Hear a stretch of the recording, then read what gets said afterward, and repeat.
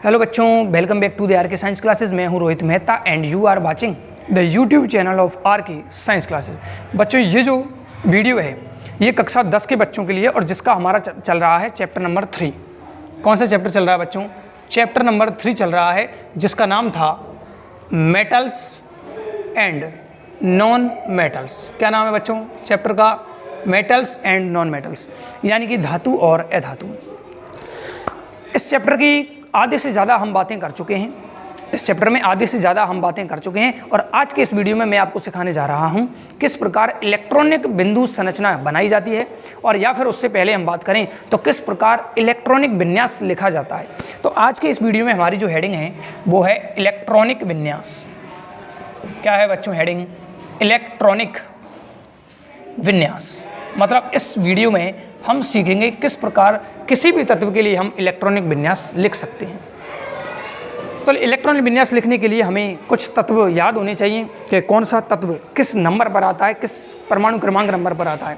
तो बच्चों, इसके लिए हम जानना होगा, कम से कम 20 तत्व याद करने होंगे। सबसे पहला जो नंबर आता है वो है हाइड्रोजन। मैं थोड़ा बड़ा लिखता हूँ।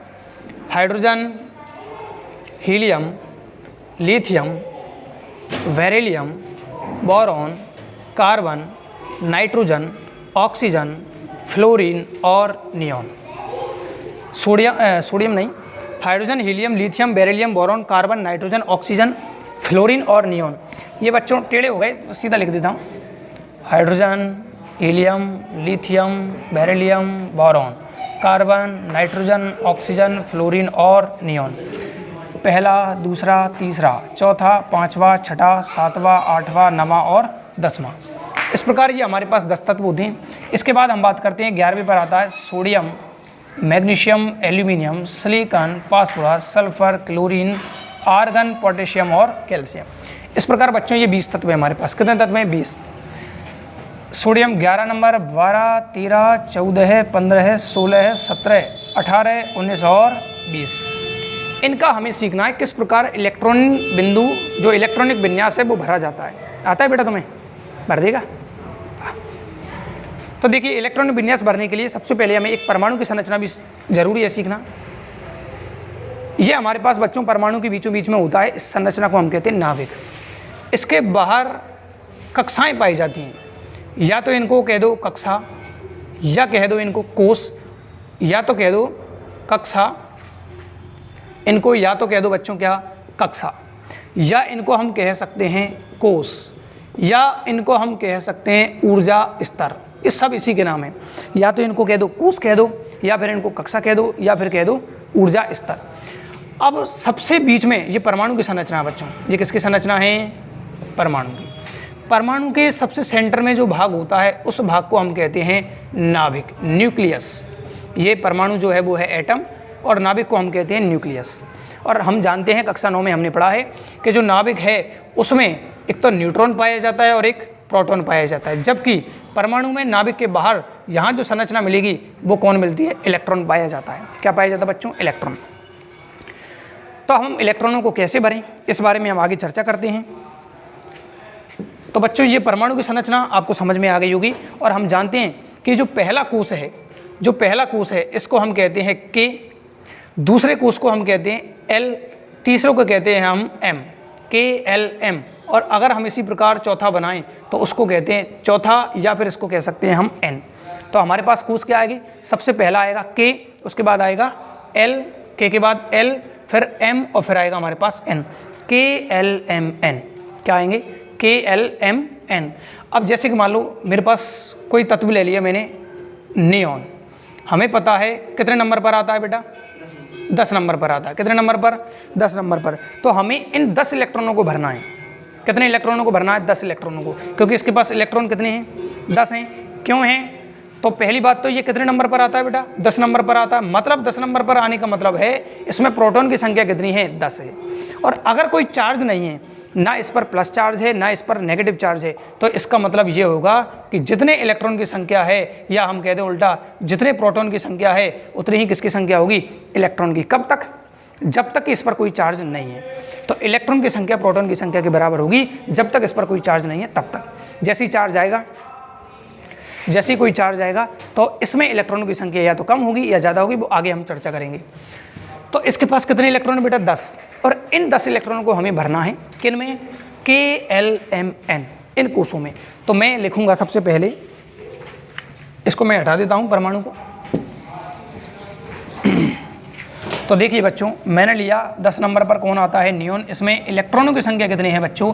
इसमें इलेक्ट्रॉनों की संख्या है 10, यानी कि मुझे 10 इलेक्ट्रॉनों को भरना है। कहाँ भरेंगे? तो हम भरेंगे KLMN। ये हमारे पास क्या है? ये हमारे पास कोष या कक्षा या ऊर्जा स्तर है। और हमारे पास इलेक्ट्रॉन कितने हैं बच्चों? 10। अब हम जानते हैं कि जो पहला कोष होता है, कौन सा कोष? पहले का नाम क्या है? कि उसमें अधिकतम इलेक्ट्रॉनों की संख्या कितनी होगी?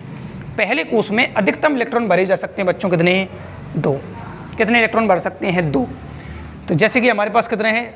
नियोन के पास कितना है? 10। 10 में से 2 इलेक्ट्रॉन तो कहाँ चले जाएंगे? पहले कोष में। अब दूसरा कोष आता है, पहला कोष में अधिकतम 2 जा सकते हैं, हमने 2 भर दिए हैं, यानी कि पहला जो कोष है वो कंप्लीट भर चुका है। दूसरे कोष की हम बात करते हैं, तो दूसरे कोष में अधिकतम इलेक्ट्रॉन कितने जा सकते हैं बच्चों? 8। दूसरे कोष में कितने जा सकते हैं? 8 जा सकते हैं। और हमारे पास 8 इलेक्ट्रॉन बचे हुए हैं, तो L में हम कितना भर देंगे? 8। तो इसके पास 10 इलेक्ट्रॉन हैं, 10 में से 2 कहाँ जाएंगे? K कोष में, और बचे जो 8 कहाँ जाएंगे? L कोष में। यानी कि इस प्रकार हमारा क्या है? इलेक्ट्रॉन जो विन्यास है, इलेक्ट्रॉनिक विन्यास किसका? नियोन का, वो क्या हो जाता है? कंप्लीट। तो आगे वाले कक्ष लिखने की कोई ज़रूरत नहीं है। तो इस प्रकार बच्चों हमने क्या लिख दिया? नियोन तत्व के लिए इलेक्ट्रॉनिक विन्यास। इसी प्रकार हम अगर बात करें सोडियम के लिए, किसकी बात करें बच्चों? सोडियम के लिए। तो सोडियम कितने नंबर पर आता है बेटा? 11 नंबर पर। कितने नंबर पर आता है? 11 नंबर पर। कोई चार्ज लगा हुआ है क्या? नहीं लगा हुआ है। नहीं लगा हुआ है तो जितने प्रोटॉन हैं उतने ही क्या होंगे? इलेक्ट्रॉन। यानी कि इसमें प्रोटॉन कितने हैं? 11। जितना परमाणु क्रमांक है उतने ही प्रोटॉन होते हैं, और प्रोटॉन के आधार पर ही परमाणु क्रमांक बनता है। तो इसमें कितने नंबर पर आता है? 11 पर। यानी इसमें प्रोटॉन की संख्या कितनी है? 11। और चार्ज नहीं है, इसलिए प्रोटॉन की संख्या के बराबर क्या होगी? इलेक्ट्रॉन की संख्या। तो इसके पास कितने इलेक्ट्रॉन है? 11। सबसे पहला कोष K, उसके बाद आता है L, उसके बाद आता है M, और उसके बाद आता है N। क्या करें? पहले कोष में अधिकतम इलेक्ट्रॉन कितने जा सकते हैं बच्चों? 2। तो हमने 2 इलेक्ट्रॉन भर दिए। अगले कोष में अधिकतम कितने इलेक्ट्रॉन जा सकते हैं? 8। तो हमने कितने भर दिए? 8। क्या इसके पास 10 इलेक्ट्रॉन है? तो आंसर है नहीं। इसके पास कितने इलेक्ट्रॉन है बेटा? इसके पास इलेक्ट्रॉन है 11। तो पहले कोष में हमने 2 भर दिए, दूसरे कोष में हमने 8 भर दिए, यानी टोटल अब तक कितने इलेक्ट्रॉन भरे जा चुके हैं? 10 इलेक्ट्रॉन भरे जा चुके हैं। लेकिन हमारे पास कितने हैं? 11। मतलब 1 इलेक्ट्रॉन कहाँ चला जाएगा? M कोष में। अब ये N खाली है, इसको मिटा दिया जाए। तो इस प्रकार सोडियम का इलेक्ट्रॉन विन्यास क्या होगा? KLM। K में कितने इलेक्ट्रॉन? 2 इलेक्ट्रॉन। L में कितने इलेक्ट्रॉन? 8 इलेक्ट्रॉन। और M में कितने इलेक्ट्रॉन? 1 इलेक्ट्रॉन। इसी प्रकार हम हमारी NCERT के अनुसार कैल्शियम तत्व तक दिए हुए हैं। जैसे कि हम आगे बात करें, अगला हम ले लेते हैं क्लोरीन।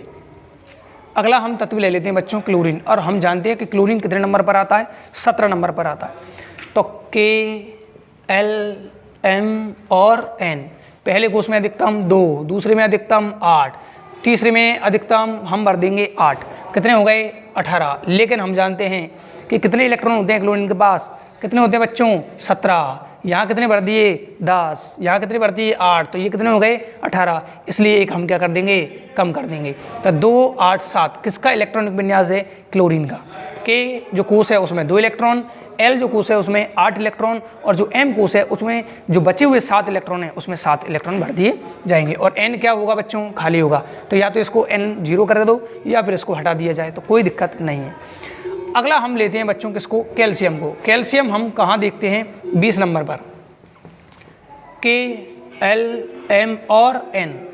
2, 8, 8, 2, 2 और 8 10, 8 18 और 2 20। कितने इलेक्ट्रॉन है बच्चों? 20। तो हम कैसे भरेंगे? K में 2 इलेक्ट्रॉन, L में 8 इलेक्ट्रॉन, M में 8 इलेक्ट्रॉन, और जो N कोष है उसमें कितने इलेक्ट्रॉन बच्चों? 2 इलेक्ट्रॉन। इस प्रकार हम किसी भी तत्व का, अब हमारे 10th NCERT में जितने दिए हैं वो लास्ट है कैल्शियम। कैल्शियम तक हमारी 10th जो NCERT बुक है उसमें एक सारणी टेबल दे रखी है, वहाँ तक हम आसानी से भर सकते हैं। याद क्या करना है आपको? पहले कोष में अधिकतम 2 इलेक्ट्रॉन जा सकते हैं, तो पहले में 2 दे दीजिए। दूसरे कोष में अधिकतम 8 इलेक्ट्रॉन जा सकते हैं, तो दूसरे इलेक्ट्रॉन में 8 भर दीजिए। उसके बाद अष्टक को पूरा करें। 8 इलेक्ट्रॉन से अगर ज़्यादा बच रहे हैं तो 8 भरें। उसके बाद जो बचे कुचे हैं वो N कोष में भेजें। हालांकि इसके बाद भी 118 तत्व हम जानते हैं कि धातु, अधातु और उपधातु को मिलाकर कितने तत्व हैं? 118, जो आवर्त सारणी में स्थान दिया गया है। लेकिन हमें 10th के लेवल के अनुसार देखा जाए तो हमें 20 इलेक्ट्रॉन तक, जो 20 तत्व हैं वहाँ तक का इलेक्ट्रॉन विन्यास आना चाहिए। इसी प्रकार अगर एक और एग्जाम्पल देखा जाए तो हम जानते हैं हाइड्रोजन कहाँ आता है? पहले नंबर पर। तो इसमें केवल K कोष होगा। कौन सा कोष होगा बच्चों? केवल K कोष होगा। और केवल K कोष में कितना इलेक्ट्रॉन आ जाएगा? 1 इलेक्ट्रॉन आ जाएगा, क्योंकि हाइड्रोजन के पास कितना इलेक्ट्रॉन है बच्चों? 1 इलेक्ट्रॉन है। तो इस प्रकार K में कितना भर देंगे? 1। हीलियम है, हीलियम की बात करें, हीलियम कितने नंबर पर आता है बच्चों? 2 नंबर पर आता है। तो इसके K कोष जो है उसमें कितने भर देंगे हम? 2 इलेक्ट्रॉन। क्या ये कोष पूरा भरा हुआ है हीलियम का? तो हम कहेंगे बिल्कुल, हीलियम का जो K कोष है वो पूरा भरा हुआ है। और पूरा भरे होने के कारण जो हीलियम है वो किस गैस के रूप में काम करती है? अक्रिय गैस के कारण। क्योंकि पिछले लेक्चर में हमने बात की थी कि कोई भी धातु या अधातु है वो क्रिया करती है अपना अष्टक पूरा करने के लिए। किसको पूरा करने के लिए बच्चों? अष्टक पूरा करने के लिए। और यहाँ पर हम जानते हैं कि हीलियम के पास 1 कोष है, कौन सा? K। और K में अधिकतम इलेक्ट्रॉन कितने आ सकते हैं? 2। इस प्रकार 2 इलेक्ट्रॉन देने के कारण K कोष जो है हीलियम का वो कंप्लीट भरा हुआ है, इसीलिए ये क्या है? अक्रिय गैस। इसी प्रकार एक और एग्जाम्पल हमने अभी लिया था, नियॉन, जिसमें इलेक्ट्रॉनों की संख्या होती है 10। इसका K में कितने इलेक्ट्रॉन जाते हैं? 2। K के बाद आती है हमारे पास L। K के बाद L, कितने इलेक्ट्रॉन जाएंगे बच्चों? 8। 10 इलेक्ट्रॉन हैं, पहले में 2, दूसरे में 8। क्या अष्टक पूरा है? तो हम कहेंगे अष्टक पूरा है। तो यानी कि ये जो नियॉन गैस है ये भी किसके रूप में काम करेगी? अक्रिय गैस के रूप में कार्य करती है। तो इस प्रकार हम अक्रिय गैस। इसी प्रकार हम एक और एग्जाम्पल ले सकते हैं बच्चों, आर्गन। कौन सी है? आर्गन, जो कितने नंबर पर आती है बच्चों? 18 नंबर पर आती है। कितने नंबर पर आती है बच्चों? आर्गन जो है वो 18 नंबर पर आती है। इसका इलेक्ट्रॉन विन्यास KLMN 2 8 8, 2 और 8 10 और 8 18, यानी कि ये भी क्या है? एक अक्रिय गैस है। तो हीलम, नीलम और करीना जीना, हीलम या एमा कुछ भी याद कर सकते हैं, नीलम और करीना, इस प्रकार जो गैसें बनती हैं ये सारी की सारी अक्रिय गैसें हैं, क्योंकि इनका अष्टक क्या होता है बेटा? पूर्ण होता है। और ये ना तो इलेक्ट्रॉन देती हैं और ना ही इलेक्ट्रॉन लेती हैं। हालांकि जीनोन के कुछ अपवाद होते हैं, क्योंकि यौगिक बना लेती है, वो तो 11th-12th की बात है। तो इस प्रकार बच्चों इस वीडियो में हमने सीखा है किस प्रकार तत्वों का इलेक्ट्रॉनिक विन्यास लिखा जाता है, किस प्रकार बनाया जाता है। और हमारे 10th के हिसाब से जो 20 तत्व हैं उनका इलेक्ट्रॉनिक विन्यास हम आसानी से लिख सकते हैं। अगली वीडियो में हम अगले टॉपिक पर बात करेंगे। तब तक के लिए जय हिंद, जय भारत, जय श्री राम।